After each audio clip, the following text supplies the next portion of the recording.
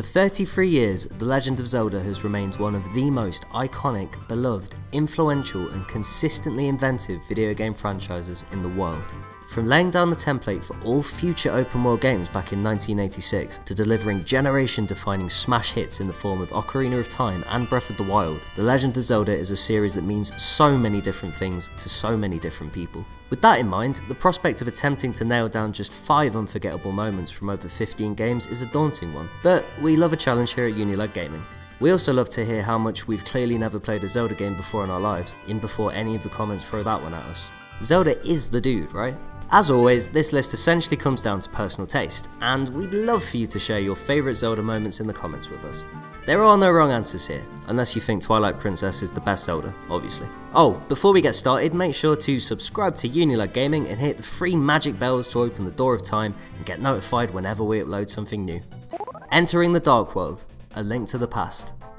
SNES hit A Link to the Past is the third game in the series and the first to really nail down that familiar Zelda formula that was such a staple of gaming until A Link Between Worlds and Breath of the Wild finally changed it up. While this formula suffered from diminishing returns slightly, there's no denying A Link to the Past is a phenomenal game, made all the more incredible the first time you enter the mysterious Dark World. You hear mentions of a dark realm of some kind throughout the game's early hours, but it's a genuine shock when you eventually stumble through a portal that brings you right to the heart of it. The somber music and bleak atmosphere of the Dark World couldn't be more different from the bright colours of Hyrule, but crucially, it was a whole new world to explore, full of new enemies, treasures and dungeons. Oh, and the first time you enter the Dark World you turn into a bunny. That's kind of weird.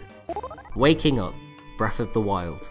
When it was announced that Breath of the Wild would feature a truly open world inspired by games like Skyrim and The Witcher, Zelda fans everywhere were delirious with excitement. The worlds of Zelda are always built with such love, care and detail that being able to explore the biggest one yet in any way at our own pace was everything we've been dreaming about since the NES original. And so there was no small amount of hype from fans when they finally got their copies of Breath of the Wild and booted them up. In a moment that echoes the very first Zelda game, Link wakes up in a small cave and immediately heads out in search of adventure. There's no big cutscene or exposition dump, you simply walk out into the light and come face to face with the stunning, massive, colourful world before you, yours to explore however you want it. The Zelda we'd waited years for.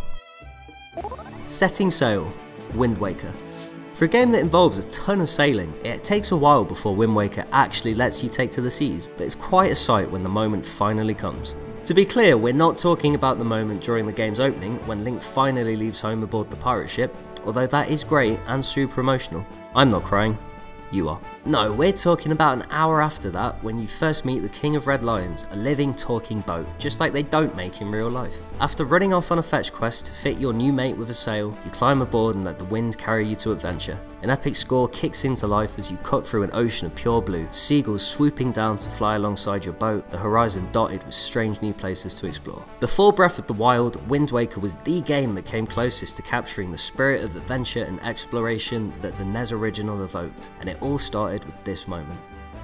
Ganondorf Battle, Twilight Princess. While we don't think Twilight Princess is close to the best Zelda, there are plenty who would argue it deserves to sit alongside the very finest the franchise has to offer. To be fair to it, it does have its share of truly epic moments in between all the boring bits, as well as some of the most consistently awesome boss battles in any Zelda. Fittingly, the final showdown with Ganon in Twilight Princess is an outstanding, challenging, multi-layered battle that could easily be considered one of the coolest final fights in gaming. It truly feels like a final test, demanding you use every trick and tool you've learned on your journey. You fight a possessed Princess Zelda before taking on a behemoth beast Ganon in your own wolf form. After that, you chase down a human-sized Ganondorf in a cinematic horseback duel, before finally locking blades in an intense one-on-one standoff. It's a deeply satisfying end when you finally plunge the Master Sword into Ganon's meaty tongue.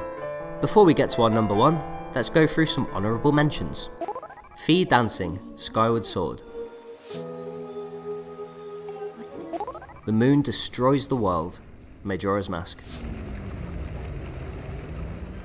Ballad of the Windfish, Link's Awakening.